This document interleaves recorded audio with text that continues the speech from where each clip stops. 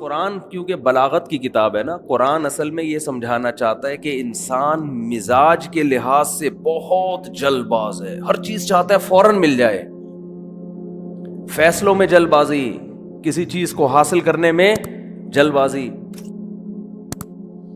تو یہ بات قرآن بلاغت کے انداز سے سمجھانے کے لیے بتا رہے کہ اتنا جلد باز ہے، ایسا لگتا ہے جلد بازی کوئی چیز ہے سونے چاندی مٹی کی طرح، اور اسی سے انسان کو ڈھالا گیا ہے، اسی سے ڈھالا ہے ہم نے انسان، اتنا جلد باز ہے۔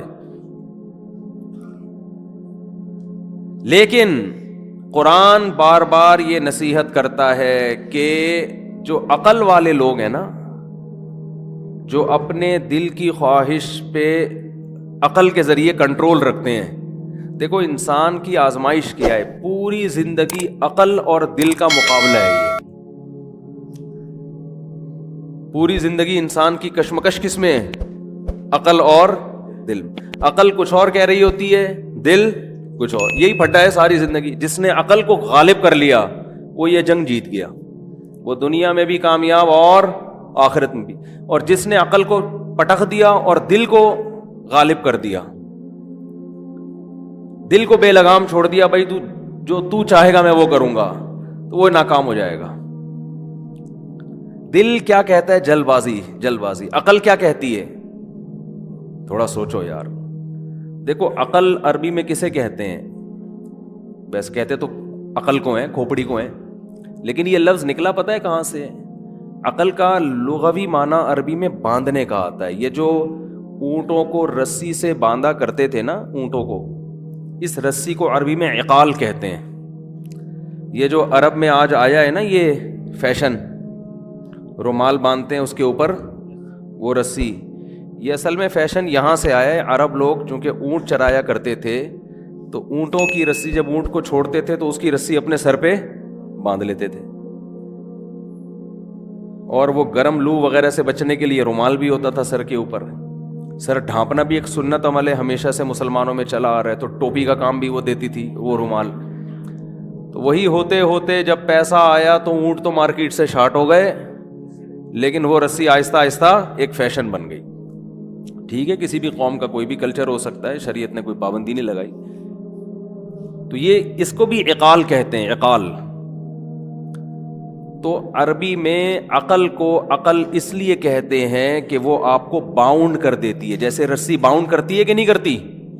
بھائی اونٹ کے گائے کے رسی باندھیں گے تو وہ رسی گائے کو باؤنڈ کرے گی، یہاں تک جاؤ، اس سے آگے آپ کو جانے کی اجازت نہیں ہے۔ کھلاتا میں ہوں تو دودھ بھی میں ہی پیوں گا۔ اگر آپ گائے کے رسی نہ باندھیں تو کھلائیں گے آپ، دودھ محلے والے پیئیں گے۔ اس کیا خیال ہے؟ کبھی اس کے گھر جا رہی ہے، کبھی اس کے گھر جا رہی ہے، کبھی اس کے گھر جا رہی ہے، جو چاہے گا دودھ نکال لے گا۔ تو آپ اس کو باؤنڈ کر دیتے ہیں، یہ دائرہ ہے آپ کا۔ اونٹ کو آپ باندھ دیتے ہیں، بھائی اس سے آگے نہیں جانا۔ تو عقل بھی یہی کرتی ہے کہ وہ آپ کے دل کی جو خواہشات ہیں نا، بے لگام ہیں یہ خواہشات۔ انسان اگر اپنی چاہتوں کو پورا کرنا شروع کر دے تو اس سے زیادہ بیڑا غرق کرنے والا اپنا انسان سے بڑا کوئی بھی نہیں ہے۔ اور عجیب بات یہ ہے کہ آج چاہتوں کے پورا ہونے کا نام کامیابی رکھ لیا گیا ہے۔ جس کی چاہتیں پوری ہو رہی ہیں اس کو کیا کہتے ہیں؟ تو یہ تو پاگل بنا ہے بھائی، چاہتیں پوری ہونے سے تو بربادی ہے۔ ہیروئن چی کی چاہت ہوتی ہے نا، نشہ، وہ چاہت پوری کر کے کامیاب ہوتا ہے ناکام ہوتا ہے؟ ناکام ہو جاتا ہے، برباد ہو جاتا ہے۔ شرابی کی چاہت کیا ہے؟ شراب پینا، تو اسے پی کے وہ کامیاب ہوتا ہے ناکام ہوتا ہے؟ ناکام ہوتا ہے۔ تو یہ بات ہیروئن اور شراب میں تو سمجھ میں آتی ہے، اور بھی بہت ساری چیزیں ہیں لیکن وہاں سمجھ میں نہیں آ رہی، کیونکہ کلچر کا حصہ بن چکی ہیں وہ چیز۔ جیسے آپ شراب کے بارے میں یہاں بات کرو تو لوگوں کی سمجھ میں آئے گا یار غلط چیز ہے، لیکن گورے کے سامنے بات کرو تو اس کی کھوپڑی میں نہیں آئے گا، وہ کہے گا یار یہ کیسے ممکن ہے، شراب کیسے چھوڑ دیں ہم۔ آپ اس کو بتاؤ کہ شراب کی وجہ سے تمہارے ملکوں میں اتنے ایکسیڈنٹ ہوتے ہیں، اتنے لوگ ڈپریشن میں جاتے ہیں، اتنے حادثات ہوتے ہیں، اتنے لوگ غصے میں دانت توڑ دیتے ہیں، اتنے لوگ قتل کر دیتے ہیں، یہ تو تمہاری کیلکولیشن ہے۔ وہ کہے گا بھائی چھوڑیں کیسے، یہ کیسی بات کر رہے ہو؟ کچھ باتیں کلچر سمجھ میں ہی نہیں آتی کلچر کے۔ کیونکہ کلچر کا حصہ بن چکی ہوتی ہیں. ایسے ہی ہمارے ہاں کچھ باتیں ایسی ہیں جو کلچر کا حصہ بن چکی ہیں، لیکن عقل یہ کہتی ہے کہ یہ کام ٹھیک بولو نہیں، مگر وہ باتیں کھوپڑی میں آ نہیں رہی. مرد کے لیے داڑھی کاٹنا، اس میں مرد کا نقصان ہے، آخرت کا بھی دنیا کا بھی. سکون اللہ نے داڑھی میں رکھا ہے، ایک روحانیت رکھی ہے، دل کو سکون ملے گا. آپ کو احساس ہوگا، اپنے نیک ہونے کا احساس ہوگا. آپ جب اپنا چہرہ آئینے میں دیکھیں گے آپ کو احساس ہوگا کہ میں کوئی پرسنالٹی ہوں. دیکھو بغیر داڑھی کے لوگ ڈانس کرتے ہیں، داڑھی رکھ کے ڈانس اچھا بھی نہیں لگتا. اب ڈانس کرنا، ناچنا، یہ باوقار لوگوں کا کام ہے یا بے وقار؟ کیا خیال ہے بھائی؟ تھوڑا سا اس میں چھچورے پن کا لک آتا ہے کہ نہیں آتا؟ میں تھوڑا سا اس لیے کہہ رہا ہوں کہ ڈانسر ناراض نہ ہو، ورنہ تو بہت بڑا لک آتا ہے اس میں. لیکن داڑھی رکھ کے نہیں لگے گا آپ کو اچھا. کیوں؟ آدمی باوقار شخصیت بن جاتا ہے. اب وہ خود محسوس کرتا ہے یار یہ مجھ پہ سوٹ. جیسے کوئی آفیسر ہوگا، کوئی بڑے عہدیدار ہوگا، وہ نہیں کبھی ڈانس کرے گا. کسی ملک کے وزیر اعظم کو دیکھا آپ نے کسی کلب میں جا کے ڈانس کرتا ہو؟ ہے بھائی کہ وہ اوباما جو تھے وہ ایک ڈانسنگ شو میں شریک ہوئے اور بہت اچھا انہوں نے ناچ کے دکھایا. خود امریکہ خلاف ہو جائے گا، بھائی تم وزیر اعظم ہو. یعنی لبرل لوگ بھی اس کو نہیں مانیں گے. تو لیکن کلچر آپ کو داڑھی رکھنے نہیں دے گا. آپ رکھ کے تو دیکھو تو صحیح، ہمت تو کرو، سکون ملے گا آپ کو.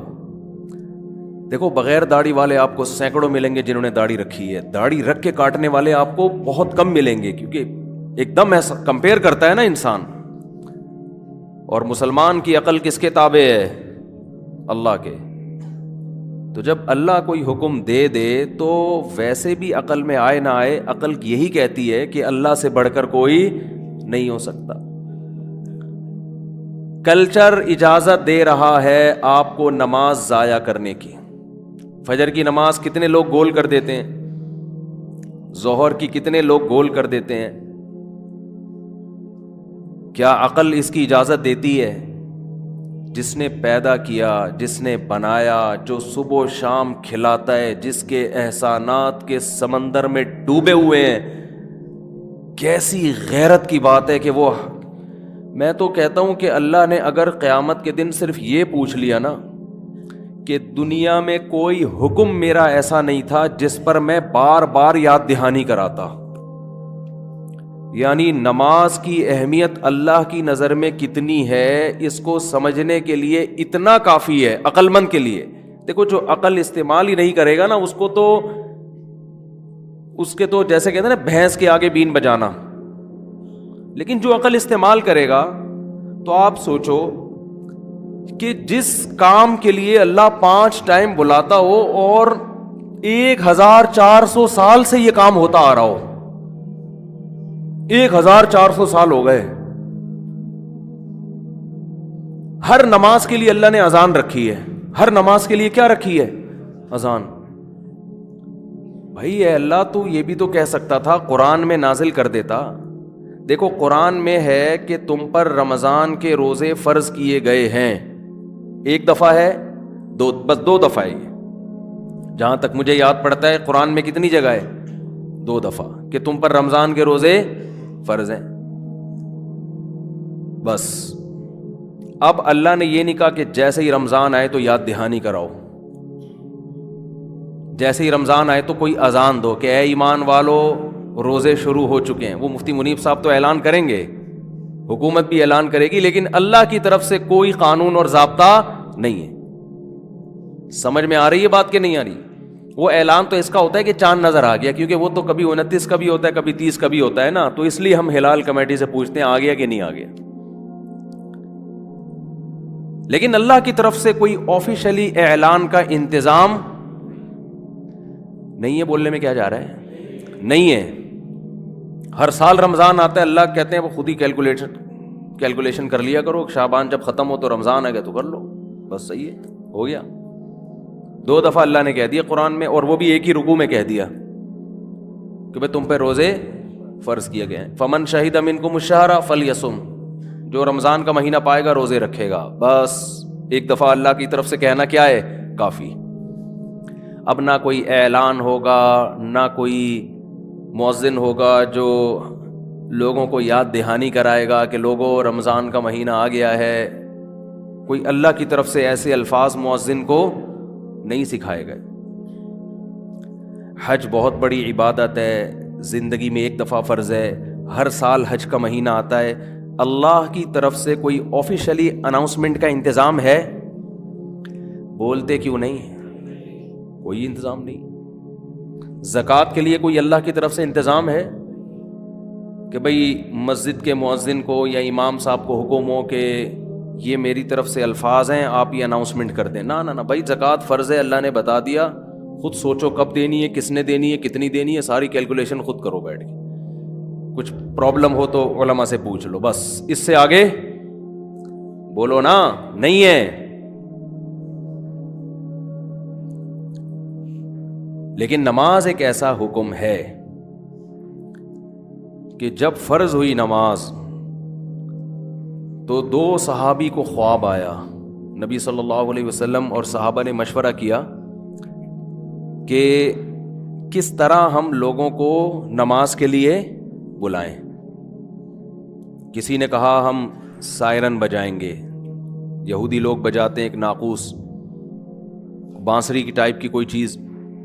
کسی نے کہا ہم گھنٹی بجائیں گے, جیسے عیسائی کیا کرتے ہیں, گھنٹی بجاتے ہیں نا چرچ میں. نبی صلی اللہ علیہ وسلم کے پاس 2 صحابی حضرت عمر بھی آئے اور عبداللہ ابن زید بھی آئے. انہوں نے خواب سنایا کہ ایک فرشتہ آسمان سے نازل ہوا اور اس طرح سے اس نے یہ کلمات دہرائے. آپ صلی اللہ علیہ وسلم نے فرمایا یہ سچا خواب ہے. نبی نے جب کہہ دیا تو اب اس پہ کیا لگ گئی اس ٹائم, یہ اللہ کی طرف سے. حضرت بلال کو حکم دیا گیا آپ یہ الفاظ کہیں, اللہ اکبر اللہ اکبر اللہ اکبر اللہ اکبر. پوری جو اذان ہم کہتے ہیں یہ پورے کلمات حضرت بلال کو آپ صلی اللہ علیہ وسلم نے سکھائے. وہ دن اور آج کا دن پوری دنیا میں مسلمان جہاں بھی گئے ان الفاظ کو لے کے پھیلا دی, اور فضاؤں میں یہ الفاظ گونجتے ہیں. اب دیکھو, ایک تو یہ انتظام کیا گیا کہ 5 وقت بلانا ہے, 5 ٹائم پہ ہر نماز کے وقت اناؤنسمنٹ ہوگی. پھر اناؤنسمنٹ میں اللہ نے خود بتایا کہ یہ کلمات کہنے ہیں, اس میں آپ کو اپنے طریقے سے بلانے کی اجازت نہیں ہے. یہ نماز کی اہمیت ہے اصل میں. اور پھر اللہ نے یہ بھی بتا دیا, ہونا تو یہ چاہیے کہ اس میں جب ہم نماز کے لیے بلاتے ہیں تو حی علی الصلاۃ, آؤ نماز کی طرف. اصل کلمہ تو یہ ہے, بس اتنے کلمات ہیں نا. ارے بھائی نماز کے لیے بلا رہے ہیں تو مؤذن اسپیکر آن کرے, بولے حی علی الصلاۃ, لوگوں آؤ نماز کی طرف, بس ختم. اب کیا رہ گیا؟ نا نا نا نا نا, اتنے سے جملے کو زبان سے نکالنے سے پہلے کتنی لمبی چوڑی تمہید ہے, کیونکہ اللہ کو پتا تھا یہ لوگ نہیں آئیں گے, یہ بھول جائیں گے کھلانے والا کون ہے, پلانے والا کون ہے, زندگی دینے والا کون ہے. یہ تعلیم, ایجوکیشن, کاروبار, بزنس, ترقی, روڈ بناؤ, کنویں کھدواؤ صحت کے لیے, اور یہ سب چیزوں میں الجھ کے مجھے بھول جائیں گے یہ لوگ. تو قرآن کہہ رہا ہے انسان کی میٹیریل میں جلد بازی شامل ہے, تو جس کا لیکن اللہ نے اس جلد بازی کو کنٹرول کرنے کے لیے دماغ میں ایک عدد عقل بھی پیدا کر دی. اب جلد بازی یہ کہتی ہے کہ جلدی سے یہ فائدے حاصل کر لو, بس اس کے انجام کو نہ دیکھو. شراب والا کہے گا یار شراب پی لو, انجام کو نہ دیکھو, حالانکہ اس کا دنیا کا انجام بھی برا, آخرت کا انجام بھی برا. نماز کا ٹائم ہوگا, آپ کا دل چاہے گا سوتے رہو, نیند بڑی مزیدار ہے, لیکن آپ کو پتا ہے اس کا دنیا کا انجام بھی خراب اور آخرت کا انجام بھی خراب. دنیا میں رزق کی برکت اللہ چھین لیتا ہے بے نماز, چہرے کی رونق اللہ چھین لیتا ہے, صحت چھین لیتا ہے اللہ تعالیٰ. تو عقل کو غالب رکھنا ہے. عقل کہتی ہے نہیں بھائی نیند کو قربان کرو. کیسی گہری نیند ہو, تھوڑی دیر مقابلہ ہوتا ہے عقل سے, 5 سے 10 منٹ کا فرق پڑتا ہے اور انسان فریش ہو جاتا ہے. اور جب مسجد کی طرف آتا ہے تو انسان کہتا ہے میں نے عقل کی مان کے چنگا کتا سی. پنجابی میں کہتے ہیں نا بھائی, لاہور میں ایسے ہی کہتے ہیں نا, چنگا کتا سی, چنگا کتا سی, میں نے بہت اچھا کام میں نے کر لیا. تو وہ سکون ملتا ہے اس کو. تو اسی طرح یاد رکھو اولاد کی تربیت میں بھی عقل کہتی ہے بچوں کو سونے دو, کیوں ڈسٹرب کر رہے ہو, آج چھٹی کا دن ہے. سوری, ضمیر دل کہتا ہے انسان کا, لیکن عقل کیا کہتی ہے, بھائی آج ان پہ تھوڑا سا رونے دو, ان کو تھوڑا سا چیخنے دو, برداشت کر لو. کل ان کے کل کو بنانے کے لیے آج ٹینشن میں ڈالنا ضروری ہے. تو پوری زندگی میرے بھائی انسان کی اس عقل اور دل کی لڑائی میں چل رہی ہے. جس نے عقل کو غالب کر دیا وہ یہ جنگ جیتے گا. اور کمال کی بات یہ کہ اس کی خواہشات بھی پوری ہوں گی. من تعجل بشیء قبل اوانہ عوقب بحرمانہ. حضرت رابعہ بصریہ بڑی اللہ والی تھی نا, ان کا یہ قول ہے کہ جو کسی چیز کو وقت سے پہلے حاصل کرنے کی کوشش کرتا ہے وقت پر اسے وہ چیز نہیں ملتی. آپ سکون حاصل کرنے کے لیے نشہ کرتے ہو تاکہ جلدی سے سکون مل جائے, تو اس کا رزلٹ کیا ہوگا, بے سکونی. اور اگر آپ تھوڑی دیر وہ ٹینشن برداشت کر لو کہ میں نشے کی طرف نہیں جاؤں گا, تو اس کا نتیجہ کیا نکلے گا, سکون. نوجوان لوگ نکاح سے پہلے زنا کی طرف چلے جاتے ہیں, وہ لذت جو اللہ نے نکاح کے بعد رکھی تھی نکاح سے پہلے حاصل کرتے ہیں, اس کا نتیجہ کیا نکلتا ہے, نکاح کے بعد ان کو وہ لذت حاصل نہیں ہوتی, ان کا گھریلو نظام برباد ہو جاتا ہے, ان کو بیوی بوجھ لگنے لگتی ہے, ایک عذاب لگنے لگتی ہے. جو پاک دامنی کے ساتھ زندگی گزارتا ہے اس کی ساری سوچیں کہاں اللہ لے کر جاتے ہیں, وہ زوجہ کی طرف, وہ محبت کرتا ہے. زانی کی جو سوشل لائف ہے وہ برباد ہو جاتی ہے, اور بڑھاپا پھر بہت خطرناک گزرتا ہے, بڑھاپا بہت خطرناک گزرتا ہے. لیکن جوانی میں اپنے آپ کو کنٹرول کر لیا, حلال پر قناعت کر لی, اس سے آپ کا نظام گھر کا اچھا, بچے آپ کے فرما بردار. بتاؤ بچوں کو جب پتہ چلتا ہے میرا باپ 2 نمبر آدمی ہے, وہ بچہ اپنے باپ میں بزرگی دیکھے گا, وہ بچہ اپنے باپ کا احترام کرے گا. تو کہتے ہیں میرا ابا لڑکیوں کا ٹھرکی تھا, وہ نہیں کرے گا. لیکن جن لوگوں نے پاک دامنی کے ساتھ وقت گزارا اور اپنی توجہ اپنی زوجہ تک رکھی, ادھر ادھر نظریں نہیں ماری, بچوں کو بھی احساس ہوتا ہے میرے والد 1 نمبر ہے, کبھی نظر نہیں اٹھاتے, شرافت کی شہرت ہو جاتی ہے, ہر چیز چھپتی نہیں ہے, اللہ پھیلا دیتے ہیں اس کو, وہ بھی پاک دامنی والی زندگی گزاریں گے. لیکن کنٹرول کرنا پڑتا ہے. تو اپنی کنٹرولنگ پاور کو بڑھاؤ میرے بھائی. اس کا نبی نے بھی طریقہ بتایا, روزے رکھ کے. روزے سے بڑا فائدہ ہوتا ہے. پیر جمعرات کا روزہ, اگر آپ کے لیے پیر جمعرات کا مشکل ہے تو ہفتے میں کسی بھی دن 2 روزے رکھ لیں, مہینے میں 3 روزے رکھ لیں. روزہ رکھنے سے بھی انسان کی کنٹرولنگ پاور بڑھتی ہے, بہت فائدے ہوتے ہیں انسان کو. تو کھانے پہ کنٹرول ہو جاتا ہے اس کو, صحت کا بھی فائدہ, آخرت کا بھی فائدہ. تو اپنے آپ کو اپنی خواہشات کے خلاف لے کے ہم نے چلنا ہے, اس کا عادی بنائیں اپنے آپ کو. سمجھ رہے ہیں, آپ اپنی مرضی سے نہیں اٹھیں گے, آپ اٹھیں اس وقت جب اللہ آپ کو اٹھانا چاہتا ہے. سمجھتے ہیں؟ تو یہ اس سے زندگی میں سکون آئے گا, خوشیاں آئیں گی, بہاریں آئیں گی, چہرے پہ رونقیں آئیں گی. نہیں تو میرے بھائی جو پوستیوں کی طرح زندگی گزر رہی ہے, ایک دن ایک اعلان ہوگا ایک اور پوستی کا آج جنازہ ہے, معذرت کے ساتھ. وہ ایسا سویا کہ اب پولیس بھی اس کو نہیں اٹھا سکتی. مر تو سب رہے ہیں, ہم نے بھی مرنا ہے, آپ نے بھی مرنا ہے, سب نے مرنا ہے. تو اچھا کر کے مر جائے تو میرا خیال ہے اچھی بات ہے. کچھ لوگ دعا کر لیں گے, آپ کی اولاد دعا کر لے گی آپ کے لیے, اور اولاد پیدا کرنے میں بھی سستی نہ کریں معذرت کے ساتھ. اس کا بھی بہت نقصان ہے. پیچھے دعائیں مانگنے والے مارکیٹ سے کیا ہوں گے, شارٹ ہوں گے. بچے زیادہ ہوں گے, ایک آدھ ایسا ہو سکتا ہے نکل آئے جو بخشوا دے آپ کو, اتنی دعائیں مانگے. تو سستی تو ہے ہی نہیں نا اسلام میں, سمجھ رہے ہو. اللہ تعالی ہمارے اندر چستی پیدا فرمائے اور گناہوں سے بچنے کی ہم سب کو توفیق عطا فرمائے.